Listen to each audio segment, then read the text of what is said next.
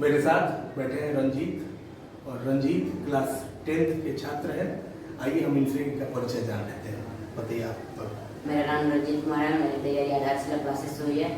हमारे अध्यापक हैं वो पंकज भैया हैं। हमारी बहुत अच्छी तैयारी हो रही है आधारशिला क्लासेस।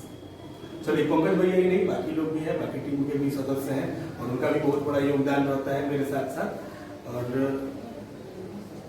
ये लोग भी बहुत अच्छे छात्र हैं और बेहतर करने का प्रयास कर रहे हैं। मार्क्स क्या आता है वो तो अलग विषय है, लेकिन हमारा प्रयास रहता है कि पूरी तरह से सिलेबस के साथ साथ बाकी गुण जो है, बाकी क्वालिटी जो है वो भी इन लोगों के अंदर समाहित हो, ताकि इनका एक स्थान बन सके इस 150 करोड़ आबादी वाले देश में। इनका जड़ मजबूत हो सके, ये किसी भी चुनौती का सामना करने के लिए तत्पर रहे, पीछे नहीं हटे। इसके लिए हम प्रयास करते हैं कि इन लोगों के साथ, बच्चों के साथ, पढ़ाई के साथ साथ बाकी मुद्दों की भी चर्चा की जाए। और उसी का एक यह भी पहलू है कि हम लोग अभी साथ बैठे हुए हैं, स्क्रीन के सामने क्वेश्चन आंसर होगा, और ताकि इन लोगों का कॉन्फिडेंस लेवल और बढ़े। आज जो हम लोग एक साथ समय स्पेंड करेंगे, आज के बाद इनका कॉन्फिडेंस लेवल थोड़ा सा बेहतर और नजर आएगा, ये बेहतर होते जाएंगे। चलिए शुरू करते हैं। रंजीत, आप बताइए कि आपका पसंदीदा सब्जेक्ट कौन है? मेरा पसंदीदा सब्जेक्ट मैथ और साइंस है। मैथ और साइंस है। तो चलिए, इनका जो पसंदीदा सब्जेक्ट है मैथ और साइंस, उसमें मैथ से शुरू करते हैं। आप बताइए आपके पहले चैप्टर का नाम क्या है? वास्तविक संख्या है। तो वास्तविक संख्या के बारे में तो आपको पता होगा कि परिमेय और अपरिमेय दोनों को मिला करके वास्तविक संख्या बनता है। तो अवास्तविक संख्या शब्द सुने? अवास्तविक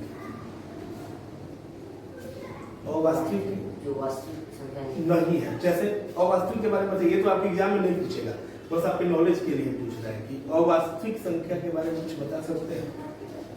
वास्तविक संख्या दुनिया की सारी संख्याएं वो तो परिमेय में चली आ जाती है, लेकिन कुछ ऐसी संख्याएं भी तो है जो वास्तविक नहीं है, और इसकी चर्चा कभी हम किए हैं। और इसका चर्चा मतलब इसकी जरूरत आपको क्लास 10th में नहीं है, आगे जब आप जाएंगे इंटरमीडिएट में तब आपको जरूरत पड़ेगा। जैसे रूट में अगर कहा जाए कि -16 है, तो -16 का वो क्या मतलब वैल्यू आएगा, तो आपको ये 4 आएगा तब भी गलत हो जाएगा, नहीं होगा। -4 तब भी गलत हो जाएगा। वो जो -16 है वो अवास्तविक संख्या है।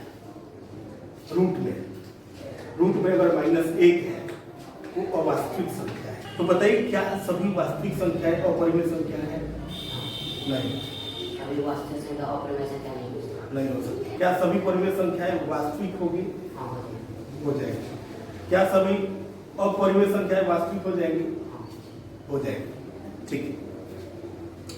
अब बताइए, सबसे छोटी भाज्य संख्या? 2। भाज्य संख्या 4। और सबसे छोटी अभाज्य संख्या का गुणनफल क्या होगा? भाज्य संख्या का गुणनफल। सबसे छोटी भाज्य संख्या और सबसे छोटी अभाज्य संख्या का गुणनफल क्या होगा? 8 होगा। ठीक है। 64 का घनमूल और 64 का वर्गमूल का योगफल क्या होगा?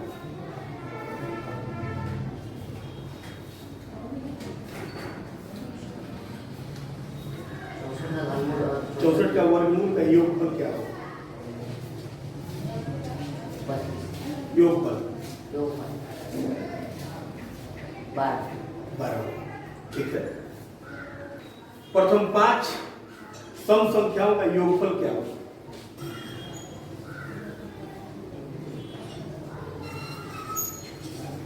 26।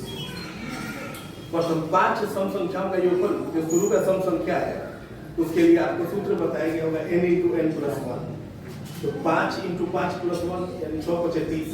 अगर आपसे विषम संख्या का पूछा जाए तो उसके लिए सूत्र क्या होता है? n × n + 1 नहीं, विषम संख्या होता है n²।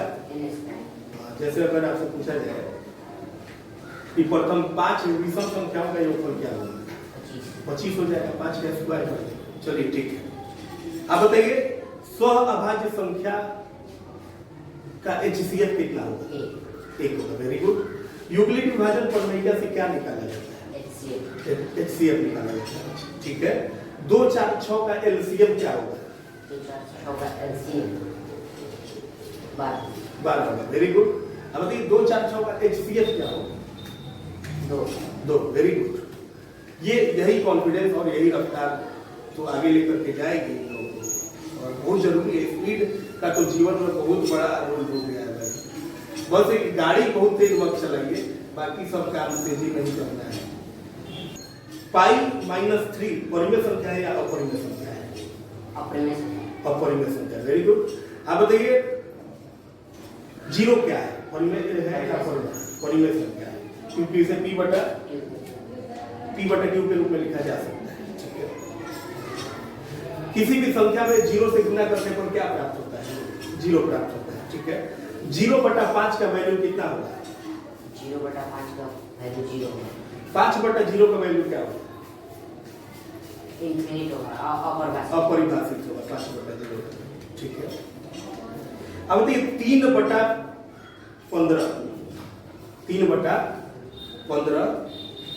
का दशमलव प्रसाद शांत होगा कि अशांत होगा? 3/15 का दशमलव प्रसाद शांत होगा। क्यों शांत होगा? 15 में तो 3 और 5 दोनों आ जाएगा, 3 से 3 कट जाएगा। हाँ, तो नीचे बच जाएगा केवल 5।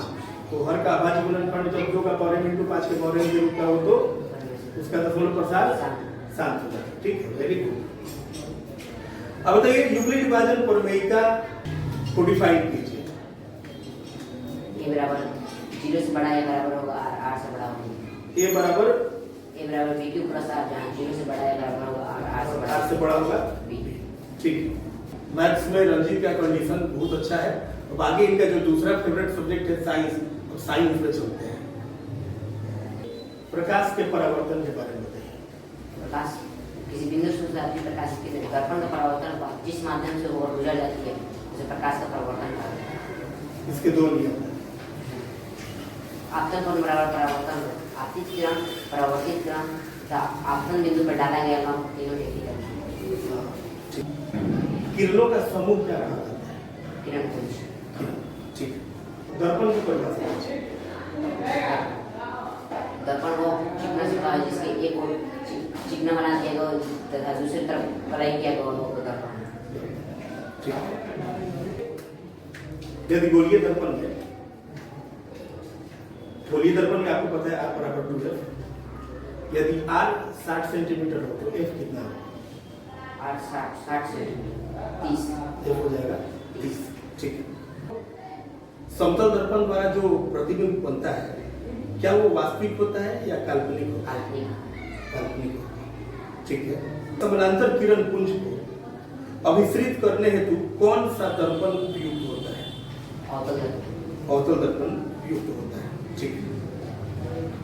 अवतल दर्पण की फोकस दूरी उसकी वक्रता त्रिज्या की क्या होती है? आधी। ठीक है। किसी कार के अग्रदीप में प्रयुक्त दर्पण कौन सा होता है? उत्तर अग्रदीप में अवतल दर्पण। ठीक है। और बाइक के साइड मिरर के रूप में उत्तल दर्पण। डॉक्टर जो चेक करने के लिए यूज करते हैं अवतल दर्पण। अब बताइए एक दर्पण पर आपतित प्रकाश की चाल C है तो परावर्तित प्रकाश की चाल क्या होगी? प्रकाश की चाल C। हाँ, तो परावर्तित प्रकाश की चाल क्या है? नहीं, आपतित प्रकाश की चाल C है तो परावर्तित प्रकाश की चाल भी C ही हो। तो अभिकारक के बारे में बताइए। अभिकारक किसी रासायनिक संक्रिया में भाग लेने वाले पदार्थों को अभिकारक कहा। H2O क्या है? जल। बलि चूना पर जब जल डाला जाता है तब अभिक्रिया क्या होती है? ऊष्माक्षेपी या ऊष्माशोषी? ऊष्माक्षेपी। ठीक है। वह अभिक्रिया जिसके घटित होने में ऊर्जा अवशोषित होती है क्या कहलाती है? और ऊष्माशोषी या योगशील या प्रतिस्थापन? ऊष्माशोषी। ठीक है। वह अभिक्रिया जिसमें उत्पाद के बनने के साथ साथ ऊष्मा भी उत्पन्न होती है। उत्पाद बनने के साथ साथ ऊष्मा भी उत्पन्न होती है। क्या कहलाती है? ऊष्मा क्षेपी या ऊष्मा शोषी? ऊष्मा क्षेपी। ठीक, अब चलते हैं हिस्ट्री की तरफ। नेपोलियन संहिता कब लागू हुआ? 1804 या 1805 या 1804। ठीक है। फ्रांस की जुलाई क्रांति कब हुई थी? फ्रांस की जुलाई क्रांति ऑप्शन 1829, 1830, 1831, 1832। ठीक। इटली का एकीकरण कब हुआ था? 1871 या 1870? 1870। जर्मनी का एकीकरण 1871 में हुआ था। 1789 की फ्रांसीसी क्रांति के समय वहां किस राजवंश का शासन था? वो राजवंश का। ठीक, सही है। वियना किसकी राजधानी? ऑस्ट्रिया। ठीक है। अच्छा, जो वियना सम्मेलन जो हुआ था उसकी अध्यक्षता किसने की थी? नेपोलियन बोनापार्ट ने या मेटरनिक ने? मेटरनिक ने। ठीक है, बहुत अच्छा। अच्छा कमांड है इनका, हिस्ट्री पर भी अच्छा कमांड है। चलिए आप बताइए, हिंदी में थोड़ा सा कुछ क्वेश्चन पूछते हैं। डॉक्टर भीमराव अंबेडकर का जन्म कहाँ हुआ था? मध्य प्रदेश में। मध्य प्रदेश में हुआ था। ठीक है। भीमराव अंबेडकर जी के पिता का नाम क्या था? रामजी सतपाल। रामजी सतपाल। ठीक है। अंबेडकर ने पीएचडी की उपाधि कब धारण की? 1916 में। ठीक है, सही है। अंबेडकर बेरोजगारी का प्रमुख और प्रत्यक्ष कारण किसे मानते हैं? जाति। वेरी गुड, और बहुत अच्छा रंजीत, आपने हिंदी के कुछ क्वेश्चन का भी उत्तर बहुत सटीक तरीके से दिया है। और आज समय कुछ कम है, और भी बहुत सारे क्वेश्चन आपसे पूछे जाते हैं, लेकिन आपने सभी प्रश्नों का उत्तर बहुत सही तरीके से दिया है। एक आध क्वेश्चन हो सकता है इधर उधर हुआ हो, ताकि हम एक बेहतर भविष्य का निर्माण कर सकें। मतलब हमारी पढ़ाई केवल वर्तमान के लिए नहीं होती है, हमारी पढ़ाई का लक्ष्य भविष्य भी है। क्योंकि हमारी जो भी स्थिति है, हमारे घर की स्थिति, हमारी अपनी स्थिति, हमारी सामाजिक स्थिति, हमारी आर्थिक स्थिति, उसके जिम्मेवार अभी आप नहीं है, लेकिन आने वाले कुछ वर्षों में भी अगर आपकी स्थिति साधारण रहती है तो उसके जिम्मेवार आप होंगे। इसलिए आगे की जो स्थिति है हमारी अभी की स्थिति से कई गुना बेटर हो, इसके लिए हमें एक बेहतर एफर्ट का, बेहतर प्रयास का जरूरत है, जिसे हम सबको मिलजुल करके करना है और बेहतर बनाना है। एक समाज को भी बेहतर दिशा देना है, खुद को भी बेहतर दिशा देना है, आगे बढ़ना है।